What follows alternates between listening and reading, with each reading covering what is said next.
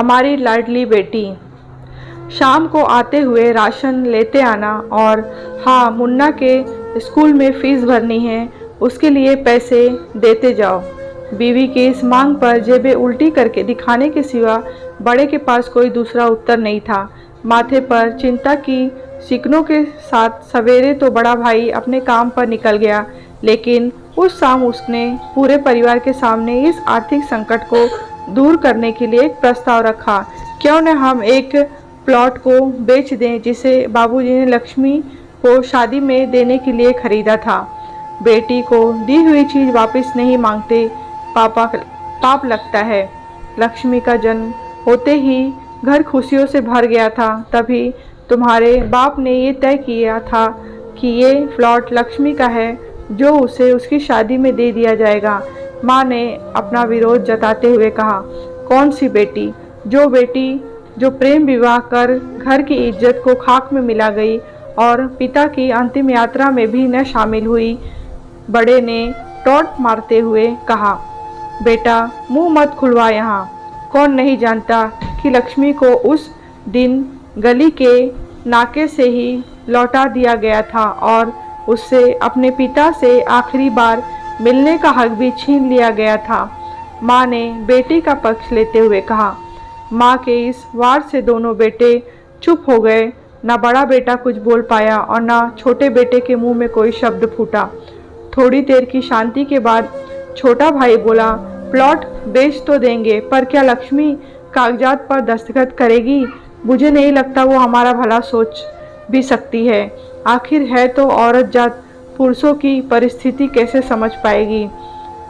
काफ़ी वाद विवाद और सोच विचार के बाद सब इस बात पर सहमत हुए और पड़ोस के मोहल्ले की लक्ष्मी की दोस्त को बोलकर लक्ष्मी को घर आने का न्योता दे दिया गया।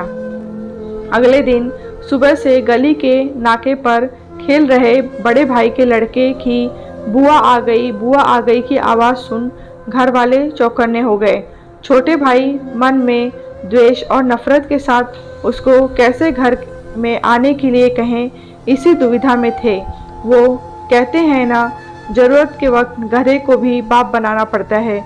उसी कहावत के हिसाब से दोनों भाई बहने से बात करने के लिए तैयार हुए।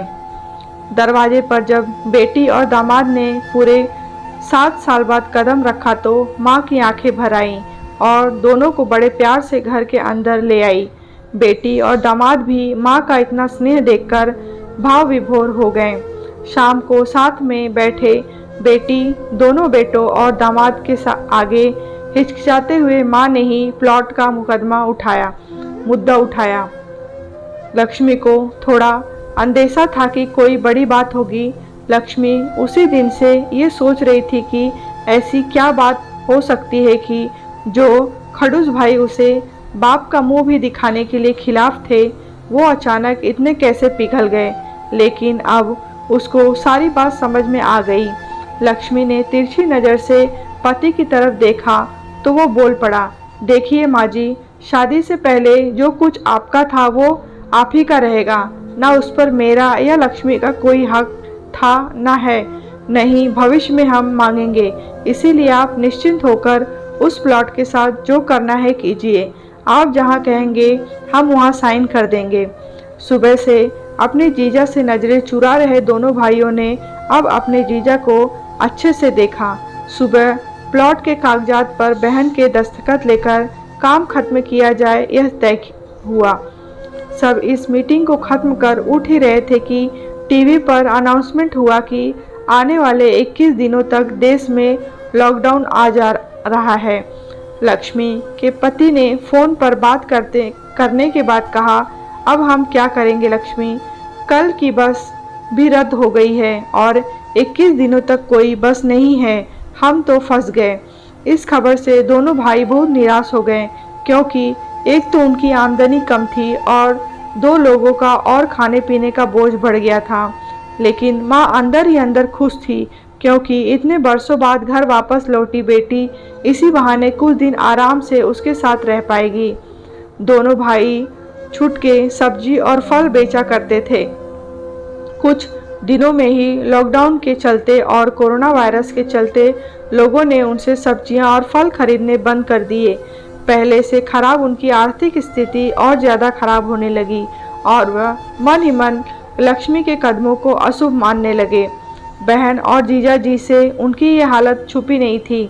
लक्ष्मी के कहने पर उसके पति ने दोनों भाइयों को सब्जी और फल की रेडियो पर लोहे की रॉड और जालियां फिट कर दी। बाजार जाकर दोनों के लिए कैंप हाथों के दस्ताने और थोक के भाव से सब्जी और फल खरीद लाए। दोनों की रेडियां अच्छे से तैयार कर फल और सब्जियां ढक कर दोनों भाइयों को टोपी और दस्ताने देकर जीजा जी ने उनसे कहा, एक बार इस तरह से धंधा करके देखो, शायद आपका मुनाफा बढ़ जाए। थोड़ी आनाकानी करने के बाद दोनों भाइयों ने जीजा जी के समझाए अनुसार धंधा शुरू किया।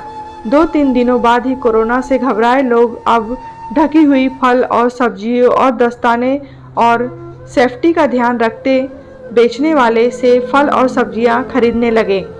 इस तरह समझदार दामाद की वजह से धीरे धीरे दोनों भाइयों का धंधा अच्छा चलने लगा और उनके घर का गल्ला जो पहले से खाली हो रहा था अब धीरे धीरे भरने लगा।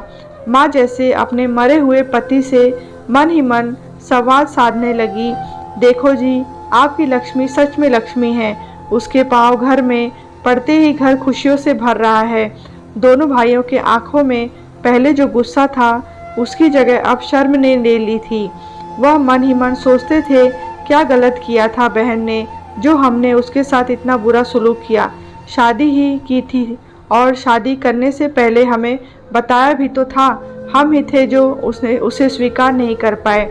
दोनों भाइयों ने मन में द्वेष और नफरत धीरे धीरे क्वारंटीन हो गए। 21 दिन बाद जब दीदी और जीजाजी प्लॉट के कागज पर साइन करने जाने लगे तब दोनों भाइयों ने उन्हें रोक लिया और उनकी माफ़ी मांगते हुए वो पेपर्स उन्हें दे दिए। बोले, शादी के वक्त हमने आपको कोई तोहफा तो दूर की बात है, आपका हक भी नहीं दिया, लेकिन अब इस प्लॉट को स्वीकार कर हमें प्रायश्चित करने का एक मौका दीजिए। सभी के आंखों में खुशी के आंसू आ गए और माँ ऊपर देखकर बोली, देखा, आपकी लाडली ने आज फिर हमारा घर खुशियों से भर दिया। यह कहानी आपको कैसी लगी है कमेंट बॉक्स में बताएं, लाइक करें और शेयर करें और चैनल को सब्सक्राइब करें।